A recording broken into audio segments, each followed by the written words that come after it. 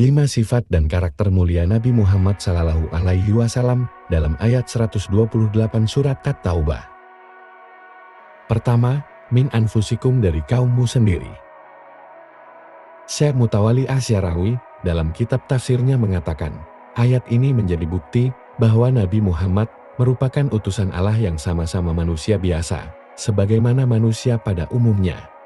Hal ini perlu ditegaskan untuk menepis anggapan sebagian orang yang menganggap bahwa ia berasal dari jenis malaikat, sehingga semua tapak tilasnya tidak bisa dijadikan teladan. Selain itu, untuk menegaskan kembali bahwa meski seyogianya dilahirkan dari suku Quraisy dengan kebangsaan Arab, ia tidak lantas menjadi nabi khusus bagi orang-orang Arab sebab diutusnya baginda Nabi untuk semua umat manusia. Kedua, azizun, berat terasa olehnya. Potongan ayat ini menjadi sebuah bukti betapa besarnya cinta Nabi Muhammad kepada umatnya. Semua kesengsaraan, kesusahan, kepayahan, dan musibah-musibah lain yang dirasakan umatnya, turut dirasakan Rasulullah, bahkan sebelum semua musibah dan derita itu dirasakan oleh mereka. Ia sudah merasakan terlebih dahulu. Tidak hanya itu, Rasulullah juga mengemban amanah untuk berdakwah dan menyebarkan ajaran Islam. Ia tak henti-hentinya disibukkan dengan urusan umatnya, bahkan ia sangat jarang memperhatikan keluarganya demi umatnya. Dan yang paling urgen adalah penderitaan berat dirasakan olehnya dalam mengurus umat, tidak hanya di dunia, di akhirat pun juga demikian.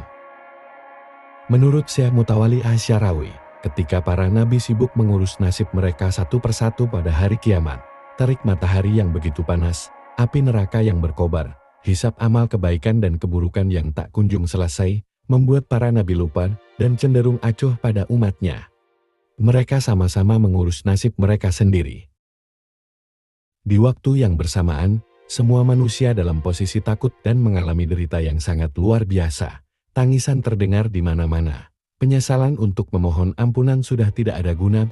Saat itu, tidak ada satu orang pun yang berpikir perihal orang lain. Masing-masing mereka sibuk dengan urusannya masing-masing. Akan tetapi, hal itu tidak dengan Rasulullah. Di tengah panasnya matahari dan kobaran api neraka yang terus membesar, ia justru bersujud kepada Allah dengan berkata, Allahumma ummati, ummati, ummati ya Allah, umatku, umatku, umatku, sambil menangis. Melihat Rasulullah menangis dalam keadaan bersujud, Allah berkata kepada malaikat Jibril, pergilah kepada Muhammad, kemudian tanyakan, apa penyebab ia menangis. Seketika itu, malaikat Jibril langsung pergi untuk mendatangi dan menanyakan alasan Rasulullah di balik keinginan dalam sujud dan tangisannya. Ia menjawab, Allah lebih tahu penyebab semua ini. Mendengar jawaban Rasulullah, Jibril langsung menuju Allah Subhanahu wa Ta'ala untuk menyampaikan jawabannya. Setelah disampaikan, Allah berkata kepada Jibril, artinya, sungguh kami Allah akan membuatmu ridha dalam masalah umatmu, dan kami tidak akan menyakitimu. Ketiga, Harisun sangat menginginkan keimanan. Rasulullah terdapat keinginan yang sangat tinggi untuk bisa memberikan kebaikan kepada semua umat manusia dan membersihkan segala kesyirikan dalam diri mereka.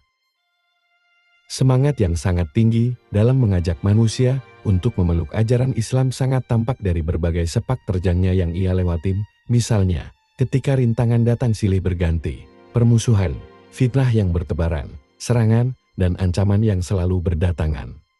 Ia tidak lantas mempengaruhi semangatnya dalam berdakwah dan melakukan upaya untuk menunjukkan jalan yang benar kepada semua manusia. Keempat dan kelima, Raufun Rahimun, penyantun dan penyayang.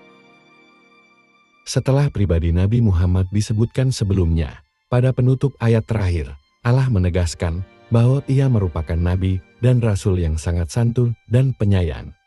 Hal ini tidak lain kecuali sebagai pengejawantahan paling tepat, sebagai representasi dari pribadinya sebagai manusia penebar kasih sayang dan kedamaian. Selain itu, dalam tafsir yang lainnya, Syekh Mutawalli Asy'arawi mengutip salah satu riwayat yang menjelaskan perihal sifat-sifat Rasulullah, bahwa ia bukanlah pribadi yang keji dan berbuat keji, ia tidak pernah berteriak di pasar, ia juga tidak membalas keburukan dengan keburukan. Akan tetapi memaafkan dan berlapang dada. Itulah 5 sifat dan karakter mulia Nabi Muhammad SAW dalam ayat 128 surat At-Taubah. Semoga bermanfaat. Wassalamualaikum warahmatullahi wabarakatuh.